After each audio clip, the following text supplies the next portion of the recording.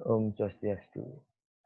Yang saya hormati Ibu Made Anggita Wahyudi Lingasani STMT dan Bapak Ida Bagus Budi Pramaputra STM Art. Di sini saya akan melanjutkan presentasi progres tentang program perancangan ruang dalam. Di sini saya akan menjelaskan konsep. Nah, di sini saya akan menggunakan konsep untuk desain saya itu gaya industrial. Arsitektur industrial berarti gaya arsitektur yang menerapkan estetika dan kepraktisan penggunaan barang atau usability di suatu tempat. Desain industrial sangat mengutamakan kreasi bentuk, konfigurasi, dan komposisi garis, dan warna dengan tampilan estetis. Penerapan desain arsitektur industrial lebih mementingkan penyesuaian fisik bangunan dengan berbagai teknik desain sehingga karakter asli bangunan tak dihilangkan. Meskipun terkesan sedikit suram, namun sebetulnya gaya industrial memberi tampilan khas yang modern, sederhana, namun penuh estetika.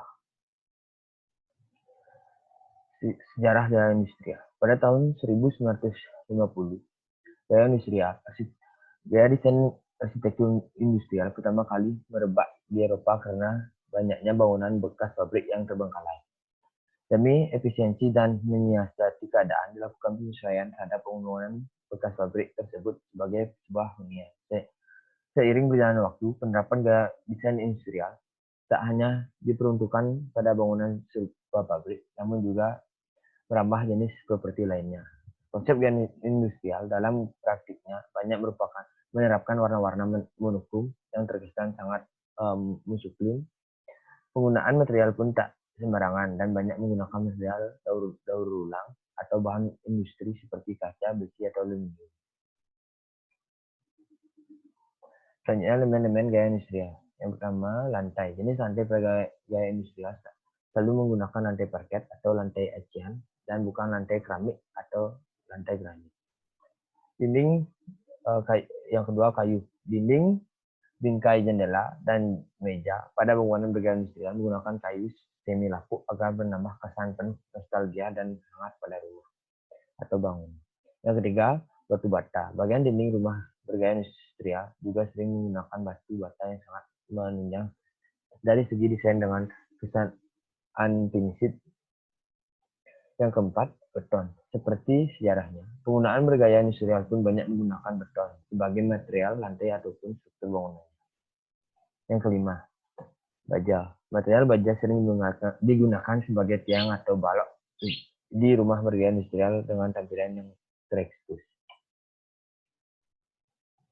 Yang keenam, sistem bangunan. Sama seperti bagian lainnya, saluran pipa air, listrik, ventilasi, dan pendingin udara di bangunan industrial sering dibiarkan terekspos. Yang ketujuh, pencahayaan. Penggunaan lampu yang paling tepat untuk gaya industrial adalah lampu seperti neon hingga lampu gantung yang sering digunakan produk pabrik. Yang ke-8, warna. Umumnya, warna material pada bagian bangunan industrial lebih sering dibiarkan apa adanya sesuai aslinya atau diwarnai dengan warna-warna monokrom. Yang ke-9, ornamen. Ornamen pada rumah industrial menggunakan pola desain dengan garis tegas dan tegak lurus agar tampilannya terkesan modern. Selanjutnya, ciri khas desain arsitektur industrial. Pertama, penggunaan material upcycle dan recycle. Material upcycle dan recycle merupakan ciri utama pada bangunan industrial dengan khas loamy yang kuat. Upcycle merupakan barang bekas yang dimodifikasi baru, sedangkan recycle adalah proses daur ulang barang bekas untuk digunakan kembali.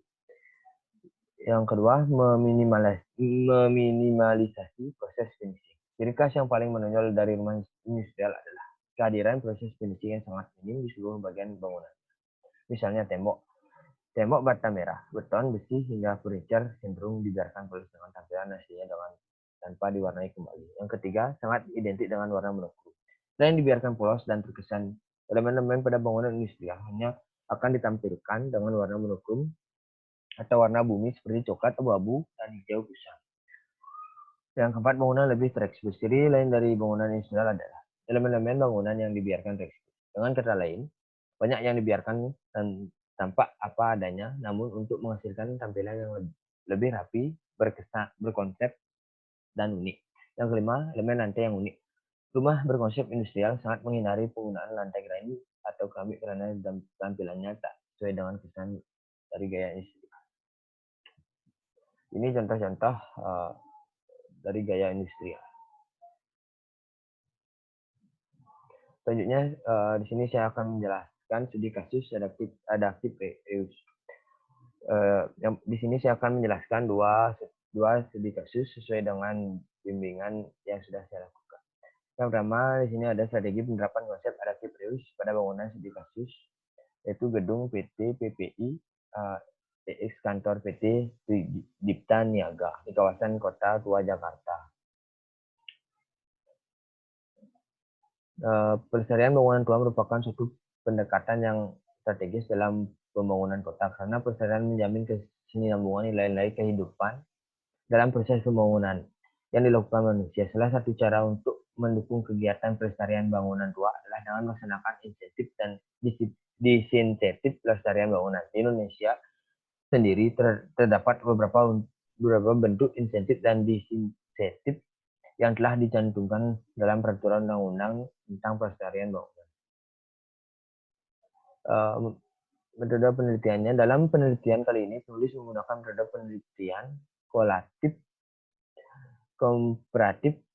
Penelitian kualitatif atau komparatif adalah penelitian yang bersifat objektif karena berinteraksi terhadap fakta yang diteliti dan memberikan gambaran berupa studi preseden sebagai pembanding objek penelitian. Dalam penelitian ini, penulis melampirkan beberapa studi preseden yang dianggap berhasil dalam penerapan konsep adaptive reuse.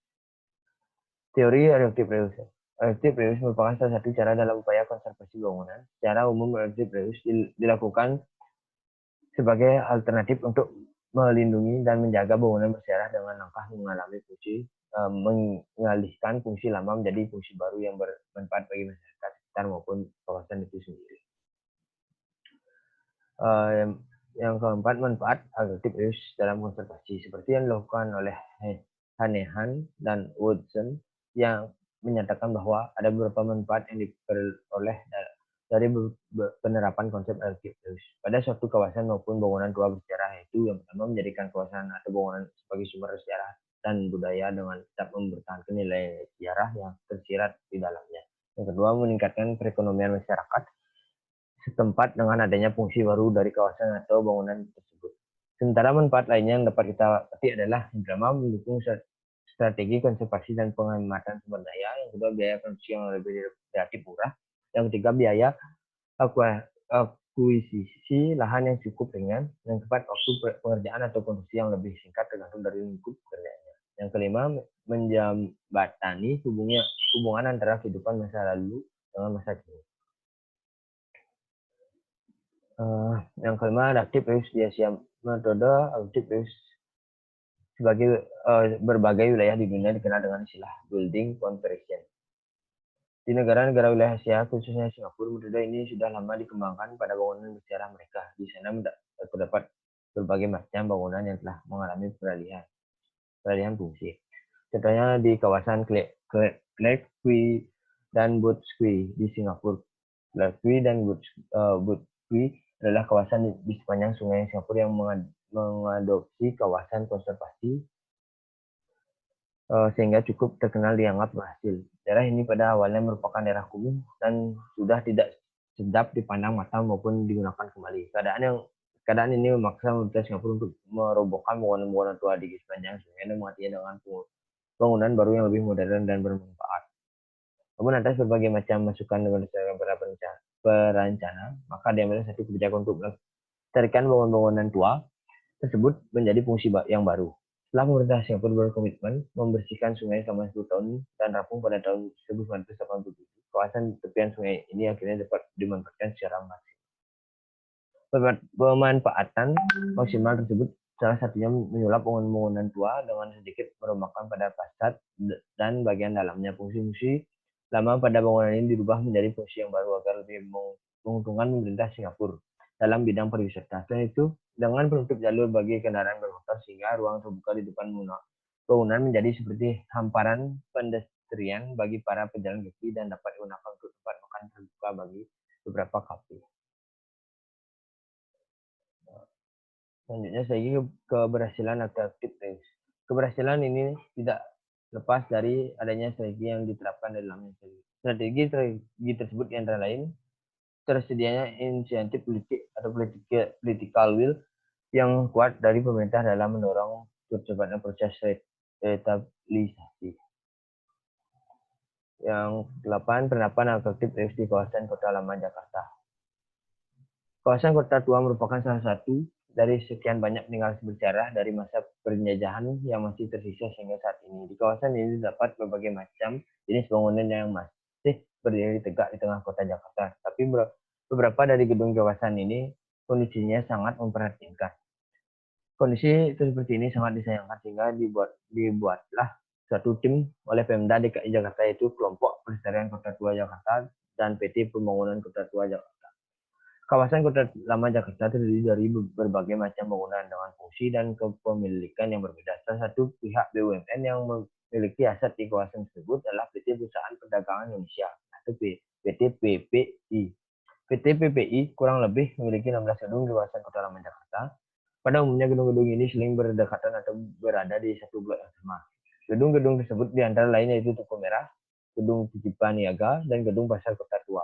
Aset PT PPI tersebar di beberapa titik kawasan Kota Lama Jakarta. Salah satunya adalah di titik Jalan Kali Besar Timur dan Jalan Pintu Besar Utara. Di blok ini terdapat 4 gedung milik PT PPI, yang salah satu di antaranya adalah Gedung Titipan Niaga. Yang 9, prinsip dan sasaran konservasi yang tepat untuk bangunan tua di kawasan Kota Lama Jakarta. Kawasan Kota Tua Jakarta dihiasi oleh beberapa macam bangunan peninggalan penjajahan Hindia Belanda yang menjadi saksi bisu sejarah kehidupan perekonomian Batavia. Namun akibat dari berasa tidak pedulian masyarakat akan keberadaan mereka ialah menyebabnya kemunculan kawasan Kota Tua Jakarta. Bangunan-bangunan tersebut menjadi terbengkalai dan terkikis waktu, bahkan ada sebagian mereka yang telah roboh. Ini contoh-contoh di Kota Tua.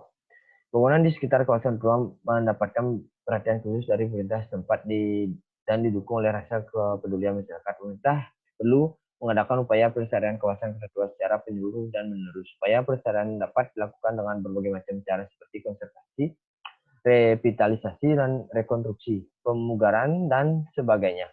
Sebelum mulai upaya pelestarian, maka pemerintah perlu mengetahui bagaimana prinsip dan sasaran yang tepat dari konservasi bangunan. Hal-hal ini dapat dilakukan dengan beberapa cara, di antaranya memahami prinsip dan dari suatu kegiatan konservasi agar hasil yang didapatkan sesuai dengan harapan dari beberapa teori yang dipaparkan. Dapat disimpulkan bahwa bahwasanya prinsip umum konservasi adalah perlindungan, pengawetan, serta kelestarian bangunan-bangunan bersejarah di Kota Tua Jakarta. Ini yang pertama dijelaskan identitas kota dan sense of place. Bangunan-bangunan bersejarah di kawasan Kota Tua dinilai mampu memberikan efek menghubungkan suatu tempat ke tempat lain, satu generasi ke generasi lain, dan dari waktu ke waktu. Sangat disayangkan jika kawasan ini hilang karena ulah manusia, di mana mulai munculnya rasa cinta dan semangat pelestarian bangunan bersejarah. Dari sejarah, dalam perkembangan ibu kota DKI Jakarta banyak terjadi peristiwa penting untuk dikenang. Salah satu cara mengenang peristiwa tersebut adalah dengan pelestarian bangunan bersejarah di antara di kawasan Kota Tua Jakarta. Ketiga, nilai arsitektur dalam satu alasan perlunya pelestarian bangunan bersejarah dalam nilai arsitektur yang bersifat di dalamnya, karena dengan tetap berdirinya bangunan ini menjadi salah satu bukti bahwasanya pada masa lalu para arsitek merancang suatu bangunan menjadi suatu karya seni yang dapat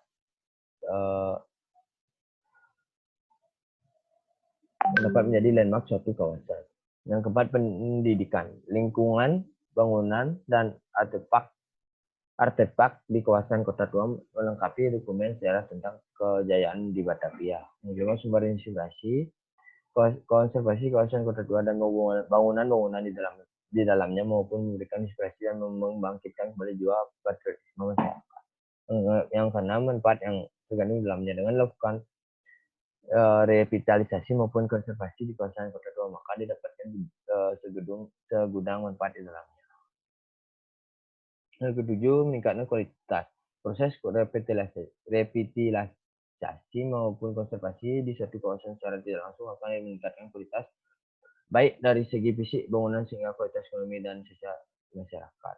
Nah, dari urian prinsip pelestarian latar belakangi kegiatan konservasi di kawasan Katuan sesuai dengan prinsip konservasi yang telah diungkapkan oleh beberapa ahli, yaitu peranan sejarah luar biasaan dapat memperkuat citra kawasan dan identitas estetika bangunan, keaslian bangunan.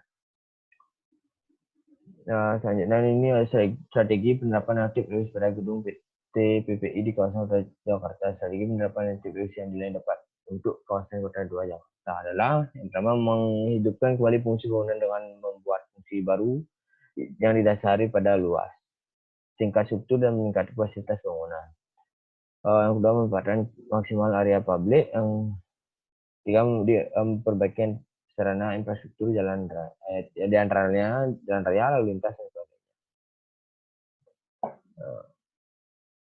Selanjutnya, kesimpulan. Sejarah merupakan jembatan penghubung terbaik dan peristiwa-peristiwa saat ini dengan peristiwa di masa lalu. Oleh karena itu, setiap kawasan maupun bangunan sejarah sudah sepatutnya kita lestarikan.